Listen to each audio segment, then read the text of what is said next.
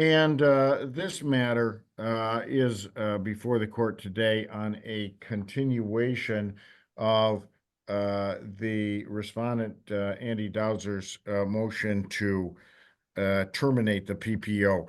Mr. Nolan, would you place your appearance on the record? Yes, may it please the court, Lawrence Patrick Nolan, P number 25908, on behalf of the respondent Andy Dowser. Ms. Quinones, my recollection is that you had testified and that Mr. Nolan was going to cross-examine you. Is that accurate? Yes, I believe he needed to ask more questions. Very good. Well, let me swear you in again and we'll proceed with that. If you'd please raise your right hand. Do you solemnly swear or affirm that your testimony today will be the truth and nothing but the truth? I do. Very good. You may proceed, Mr. Nolan.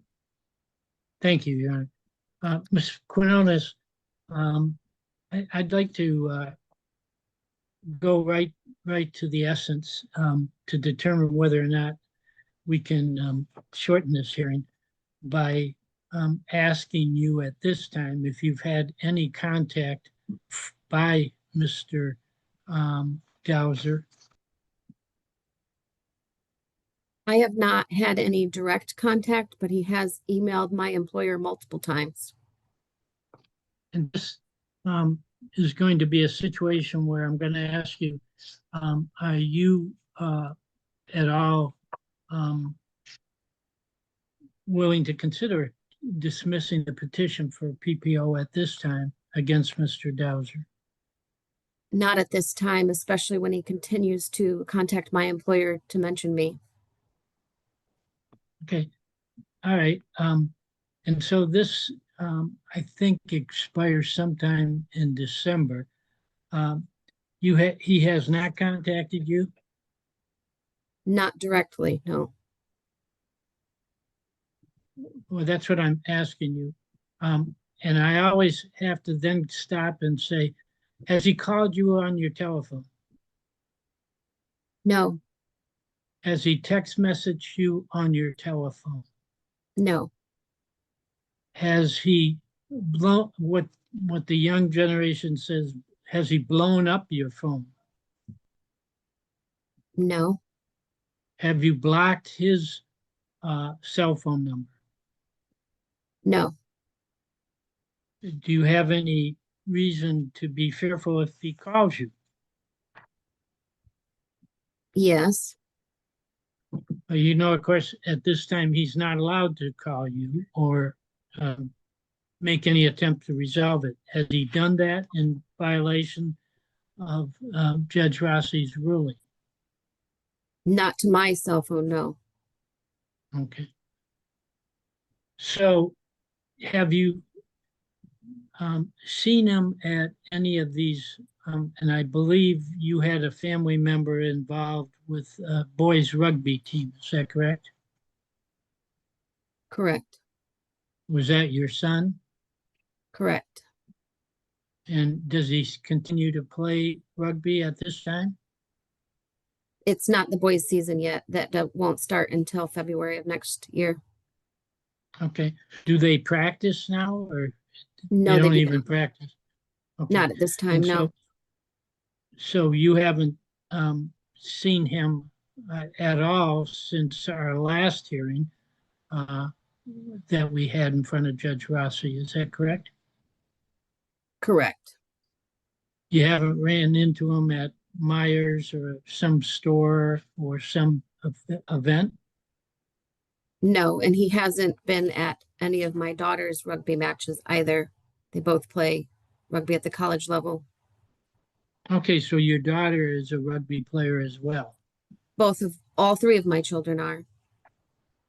So you have two daughters, or two boys? Correct. And No, two boys and a girl? No, I have two daughters and one son. Okay. And so the two daughters, did they at one time, were they coached by Mr. Dowser? He was the head coach of the team they were on, that is correct.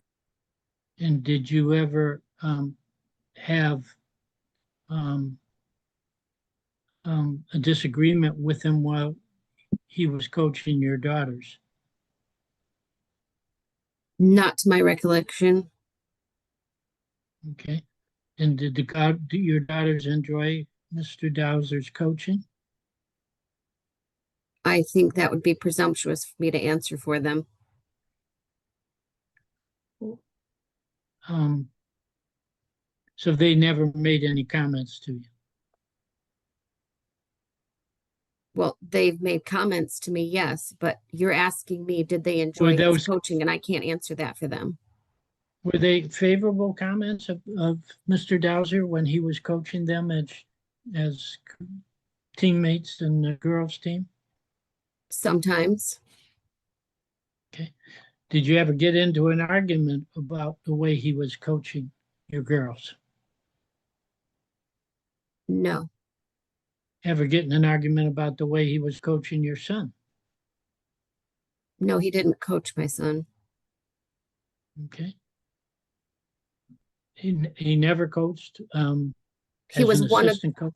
he was one of the coaches on the team, but as I explained in the previous hearing, there are multiple coaches for different positions, and Mr. Dowser did not directly coach my son, to my knowledge. But he was an assistant coach on the team that your son played on? Correct. And did your son ever complain about Mr. Dowser? He wasn't around much. I mean, I guess there were questions. Okay. And I And guess cer- I should probably preface this by saying that none of these issues arised until after Mr. Dowser's medical issues and his strokes this past fall. And so you were aware that he suffered a stroke? To my knowledge, there were multiple strokes. And did he spend some time in the hospital? Is that your understanding? That is my understanding, yes. And how many days in the hospital, do you know? I don't know. He wasn't there Do for you the know? majority of the girls' season. That's all I know. Okay. And did you ever send him a card or a note? We sent a the team hospital? card, yes. Okay. When you say we, are you now coaching the girls' team? No, I was the team mom for the girls' team. Okay. So, and were you a team mom for the boys' team? Yes. Okay. And did you send a card from the boys' team as well? No, the boys were not in season at that time. Okay. And so did all the girls sign the card? To my recollection, the ones that were there signed, yes. So what's your biggest he hasn't stalked you, correct? I have not seen him. That's correct. Not since June 14th.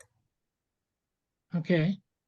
And he hasn't called you, No, hasn't approached you in a public place, not since the 14th. No, hasn't entered onto your property or where you live, no, hasn't sent any mail to the address where you live, no, hasn't placed any objects or delivered any objects to the property where you live. no. And have you seen any messages that were posted through any type of TikTok or Friends Are Us or Facebook or anything else threatening you? Not on social media, just the emails he's been sending to my employer, the superintendent, assistant superintendent. When was the last email you're claiming he sent to your employer? The last one, I don't know when the most recent one was.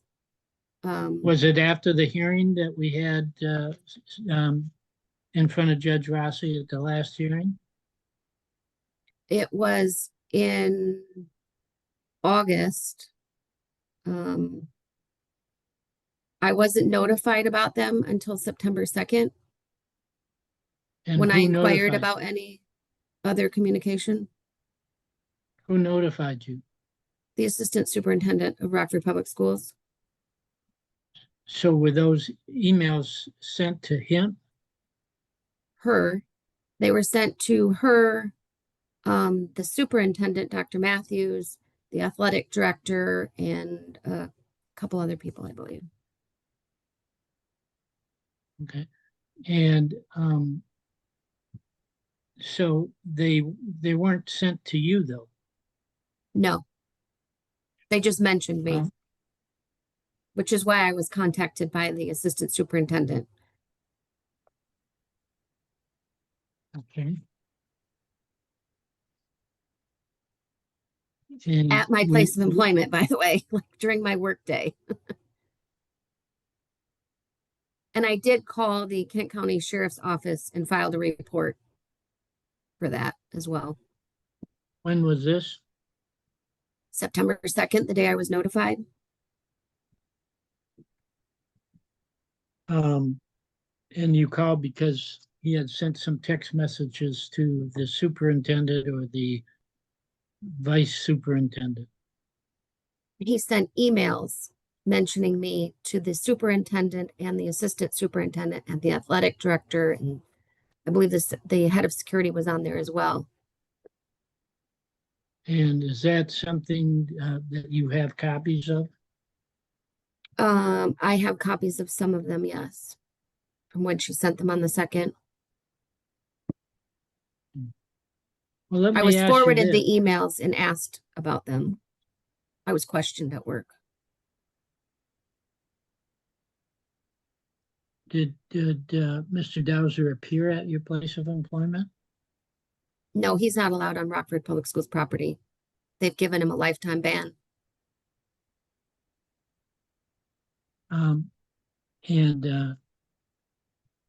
So you're pretty well protected that he's not allowed to go on the property. Correct. So what is it that you are asking Judge Rossi to continue the PPO that you are fearful of, if anything? Well, number one, he threatened to kill me in a public place at MVP, which is and then furthermore, he continues. How do you know? How do you know who did he threaten to kill? Me. He said that to you? No, he said that to one of our former players. So this is a kid on the team that's in high school. No. This is an adult. So it's a former player. Yeah. So he's never threatened you, has he? Yes or no? As in to my face?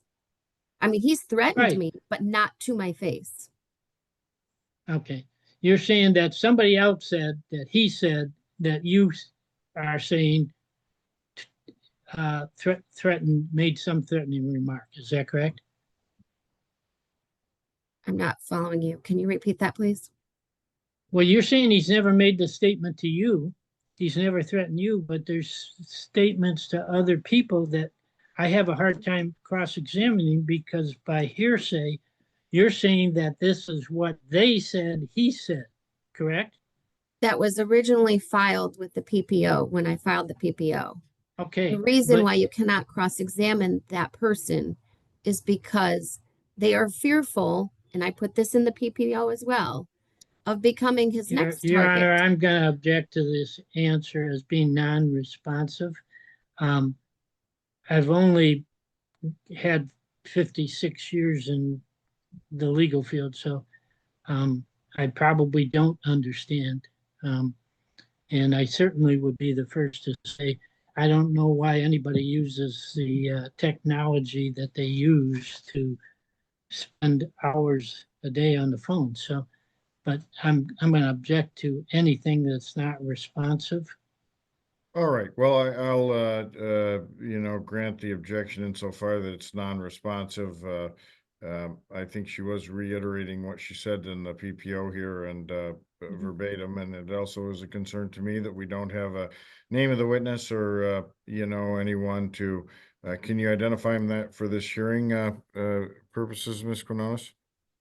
I did ask the individual and their parent, and unfortunately, due to ongoing concerns, they requested to remain anonymous unless I mean, I they were suppose if I subpoenaed by the court, I guess. subpoenaed them in to testify, then they might do so. But Yes, that's not, before me at this time. correct. Right, so we don't have, anyone to say firsthand about, the death threat, that was, Correct. a part of this. Okay, all right, you may proceed, Mr. Nolan. Yes, Ms.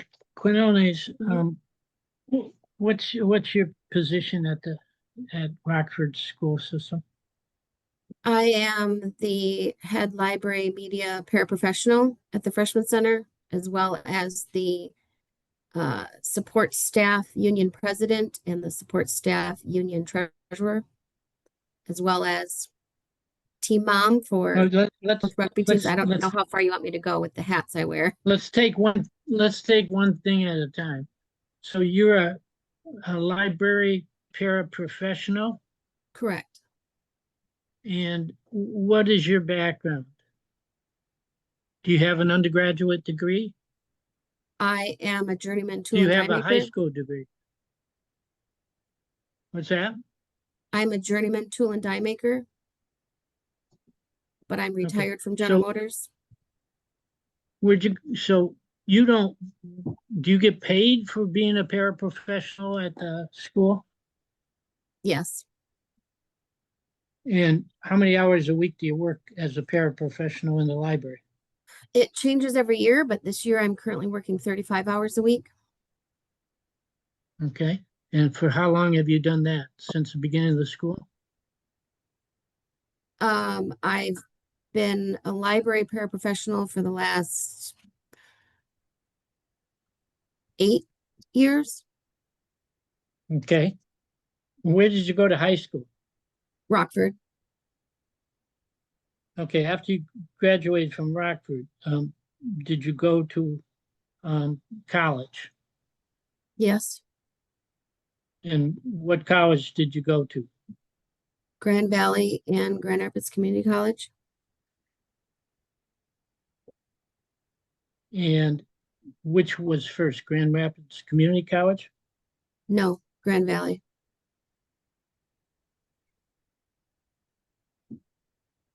And when did you graduate from Grand Valley? I didn't. I changed professions and went into an apprenticeship, which then went What through were you Grand Rapids Community College. what were you studying to become at Grand Valley? Physical therapist. And how long did you attend Grand Valley? A year and a half, I believe. Okay. So did you live at Grand Valley in a dorm? No, I did not. I commuted. Okay, so how many credits did you obtain? I don't know that off the top of my head. Did you go full time and take 15 hours your freshman first semester? I was full time, but I don't know how many credits I took. Like I said, I don't know that off the top of my head. Your second semester would have been the winter semester. Did you take a full load at that time? I was full time the entire time I was at Grand Valley, but I don't know how many credits it was at that time. It was a few decades ago. Right. It'd be somewhere between 12 and 15 hours if it's full time. Would that be fair to say? I suppose that would be a fair statement. Somewhere between 12 and I don't know, 18, 16. I don't know what full load was back then. It's changed over the last 30 years. Okay. And did you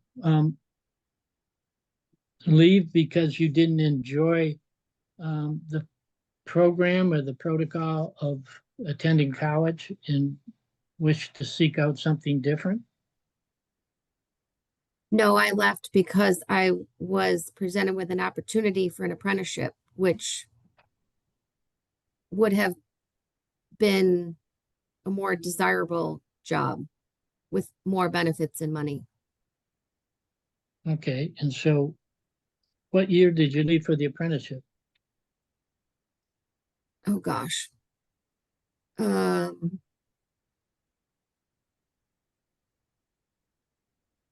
that would have been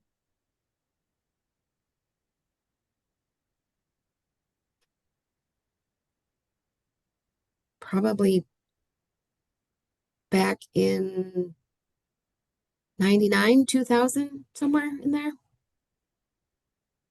And was that a tool and die apprenticeship with General Motors? Correct. And how long was the apprenticeship? I completed it in about 3.5 years, I believe. And how long did you work in the tool and die business?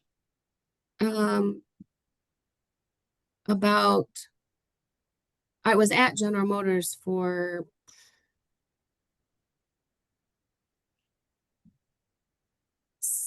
I don't know the exact numbers, somewhere between 10 and 11 years before they closed the plant. Okay, and is that when you applied to Rockford's public schools? No, I was on maternity leave when they closed the plant. So I ended up being a stay-at-home mom for a couple of years and just volunteering at the school before I was hired in. Okay, and so you volunteered and then were hired in. Correct. Um, so your position right now is at the school that you get compensated for is in the library as a paraprofessional. Is that correct? Correct. Are there any other positions that you hold at Rockford schools that you get paid for? No.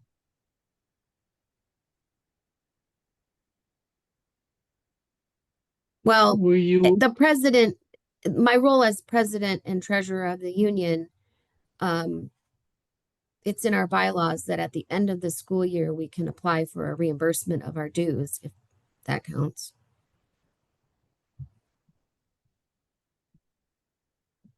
okay? And do you do that? I did this past year, yes. So We can only apply if we have enough funds. That's why I say it's dependent on every year. So what is it that you had a relationship with Andy's wife, is that correct? Um, I don't understand what do you mean by relationship? Like she was the coach's wife and a player's mom. Yeah. Yeah. Did you, okay, let me just ask you, did you know Molly Dowser? Yes, I know her. And you know her through having your child play on a team that Andy coached, and she helped work with the kids. Not in a coaching position. She didn't help with the coaching or the games, no. Okay. But And that's how I knew her, was through rugby. That's a correct statement. okay. And so she would just be there. Mm-hmm. Yes. Like a players, and the Dowsers had players on the team, correct? Yes, that is correct. And are those girls still playing? I wouldn't know. Okay. I So don't you have weren't girls on the team anymore. Okay, you're just dealing with the boys. Correct. and Mr. Dowser is just dealing with girls on a club level, not with affiliated with Rockford Public School. Is that correct? I don't know what he's doing right now. I don't follow him. So what is it that you're insistent that you want this PPO to continue? Could you give Judge Rossi all the reasons that you other than what you've stated in your petition? Because I think a lot of those boxes were checked, and I went through some of them. And were those checked by you when you Yes, filled out the petition? we went And over so this when in the you- last hearing, and I've stated multiple times that I'm the only one that filled that out. I filled the form out myself. Nobody helped me fill that out. That has been established. I'm sorry, I apologize. You have much memory, better memory than I do. I have a few more things that I deal with, and one of them is difficult to remember what individual witnesses testified in over 50 cases I've probably had since we. So please just endure my ineptness. But you checked all those boxes. Are there any of those boxes under E that you still are asking Judge Rossi to continue the enforcement of the petition for the personal protection order? Because I think I went through many of them. What section? I There's think- nothing under E. I don't know The what. petition for, there's a petition for personal protection order. Case number Okay. 25-05016-PI. Did you file that? Oh, you, Or did okay, I somebody- see what you're saying. I see it now. I was looking Okay. at the numbers, not the letter. I apologize. No apology necessary. It's what I want you to look at under the section E and 5A, and the first one says following me or approaching, appearing within my sight. There's been no violation of that, correct? No violations, no. Appearing Not at my since June workplace. 14th. Then he was served. Okay. So he was served with this petition Mhm. and he abided by it. Appearing at my workplace, and I think I've gone through these. So what is it that of these things that you requested the ex parte petition, what was the things that you feel that you still need a PPO for? I believe the PPO is what's like keeping him from following me, contacting me, being within my eyes, all of those things. He did those prior to the PPO being in effect. Even with the PPO in effect, he continues to contact my employer in my place of employment. That to me is concerning that he, after this many months, still continues to reach out to my employer regarding me. That You're leads me to saying that believe you- he hasn't let this go or moved on, which still makes me very concerned for my well-being and my safety and that of my family. Like, I don't know how to make this any clearer if he can't just walk away and just like, I just want him to leave me alone. I don't want to have anything to do with him. I don't want any contact with him at all. I truly believe he needs help. I'm not the person to do that. He needs help, but I just want him to leave me alone. And he's not doing Right. that. He continues to contact my place of employment, which is why I contacted the Kent County Sheriff's Department again, because Well- that's harassment. So did you call any witnesses, or could you give me any names of any witnesses this would have been told to you by a communication, correct? What would have You- been told to me? That, how would you know that he contacted your employer unless somebody told you that? Because my employer contacted me and told me, and I got questioned Okay, about what so was in that's, the emails.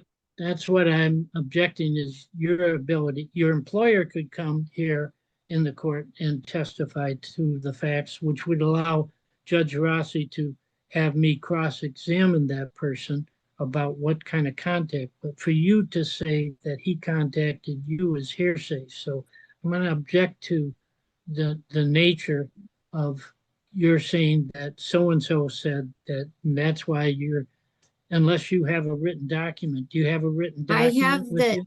I have the PDF emails that I could forward to you, but like I said, I got this on September 2nd, and I apologize, but I have been on bereavement since then. My father passed away on September 6th, and then my mother-in-law just passed away last week. We have both funerals. Today, after this hearing, is my mother-in-law's funeral, and tomorrow is my dad's. So I haven't been at work in order to be able to provide these to the court or to you or speak further to my employer because I have been otherwise occupied scheduling 2 funerals. So I apologize that I Well, didn't get them to you, but if you'd like me to email no, them no. to you now, I can do that. Yeah, and certainly my condolences. Thank you. You only have one mother in life and one father, and um, I'm certainly sorry. So you're dealing with a lot. I'm going to ask the judge, and certainly you can email those things to me. But I'm going to ask that Judge, I think there's enough here to dismiss at this point, and if there's another violation of any type, then I think it's caused stress for both sides. But I think it arose out of a situation where, um, unfortunately, but there hasn't been any physical violence of any type, and I think it's been 2 or 3 months since Miss Quinones has had. I think she's indicated that he's abided by your order. Um, he did have a stroke and is having medical problems, and if the court doesn't wish to dismiss it at that time, I just ask for an adjournment at that time. This time, certainly with Miss Quinones' parents. Um, um, that's and I feel awful sitting here cross-examining you the day before your father's funeral. So, um, is there a judge? Do you? My motion would be to To dismiss it at adjourn, this. to dismiss or adjourn. All right, well, and if we adjourn, of course, it's going to remain in place. Has anything happened to you at your employment as a result of Mr. Dowser's emails to your bosses?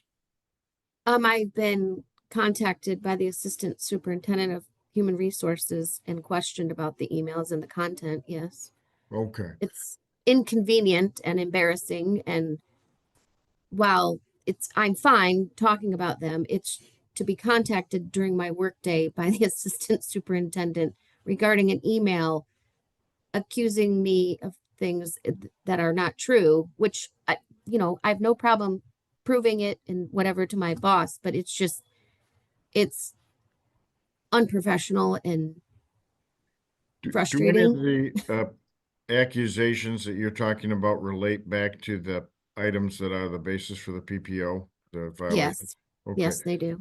all right. And I guess, The difficulty I have, Judge, I'm sorry. well, I was just gonna say, if I take away the incident at MVP because we don't have a witness to testify about, and I agree with you, Mr. Nolan, we would have to see the emails themselves and perhaps cross-examine the folks at Rockford to see, although certainly it's not unimaginable, at least to me, that, if you email someone's employer, of course, the intention is that the employer is going to relay that on or question the person that's working. Otherwise, you know, why would you even raise the question to the employer in the first place? So that could potentially be a violation of the PPO, although none of that information is in front of me right now. And the other incidents I identified, you know, I had the first text message there, you know, that leads off with, well, you did it, you should be proud of yourself. You know, that stemmed out of, it sounds like the day Mr. Dowser was notified of his termination. And then there are these, you know, what you construe as attempts to physically contact you, where you are then told, I think, by security or other folks there, you know, why don't you stay by the concession stand until he's left the area. Could you elaborate on those physical incidents that occurred?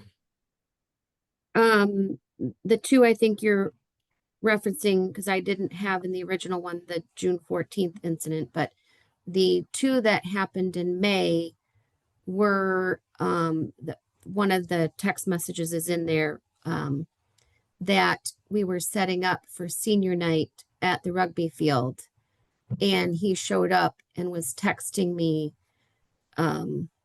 things he could only have known if he was there, because I was doing specific things I normally don't do, like flags and pop-up canopies and things like that, preparing for senior night. And he was texting me that we needed to stop and I needed to take the flags down and take down the canopies. And it was creepy. I notified the coach immediately and showed him, the interim coach, and showed him the text message. And he had me call the head of security because we were on Rockford Public Schools property at that time. And then the next time was at a game again, and he showed up to Rams Stadium after being told to stay away from, this is from Officer Morin, our resource officer at school. And I was told by the athletic director to stay in concessions because I just kind of Dowser, object to what she was told by the athletic director. Again, hearsay.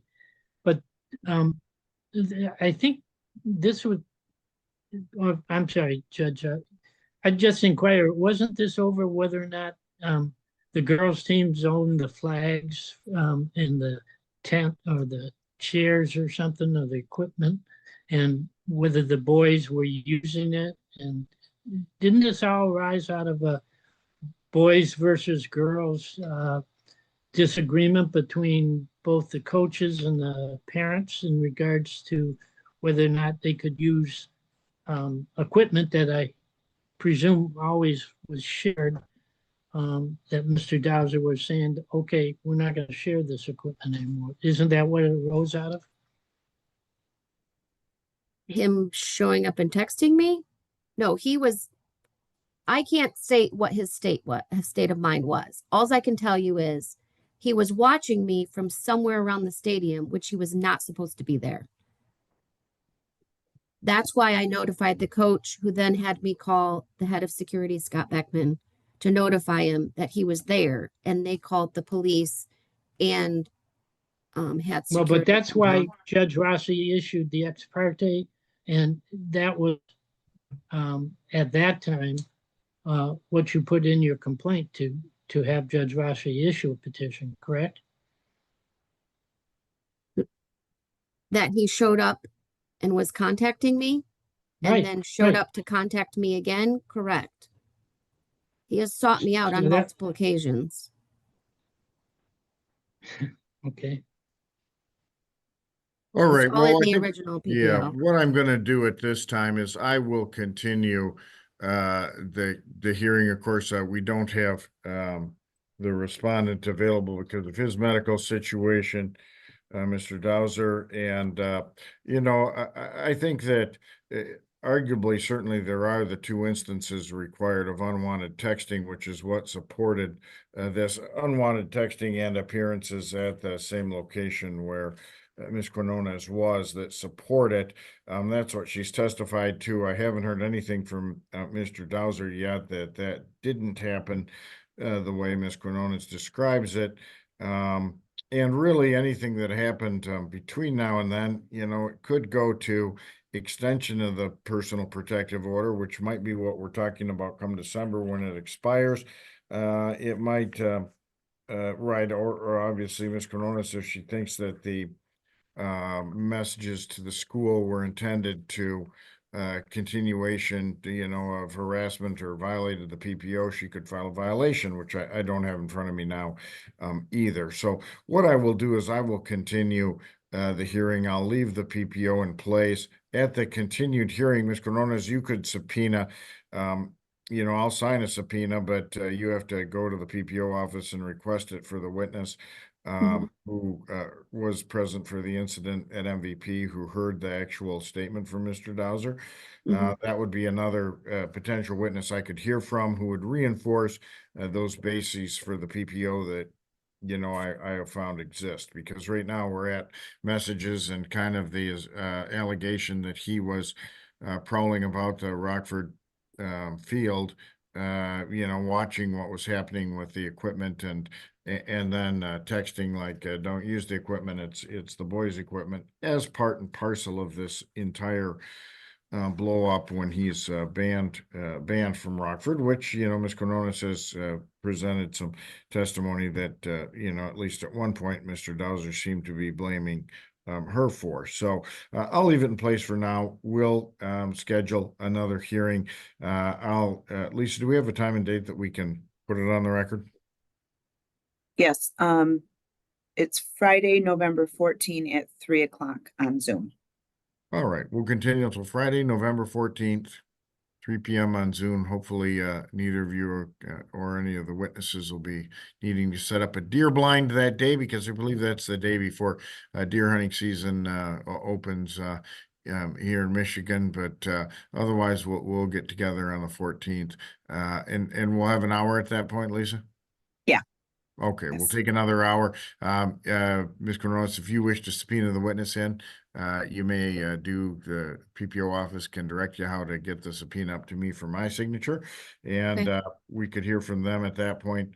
I think, given their privacy, I don't think there's a giant viewership on this, but at the end of the day, I guess they do need to come in and testify and back up their statement if it's going to be the basis for the PPO. So, Ms. Quinones, if you would, also when you go to the PPO office, you can submit evidence in the form of the emails. We could also subpoena the Rockford employees who received the emails. But if they're from Mr. Dowser, they may be admissible even without the testimony of the Rockford employees. So in any case, you should submit those via the PPO office so that Mr. Nolan can have a look at them in advance. The PPO office will share them with them and with me. Perfect. I can do that. Judge, Yeah, no, and if you- she should mail them to Mr. Nolan. The PPO office, only if it's a confidential address, will they mail them. Okay, all right. You can do that, so you can mail a copy of those, and then we can introduce those potentially at the next hearing. Yep, and you're proceeding, Ms. Quinones, without counsel. So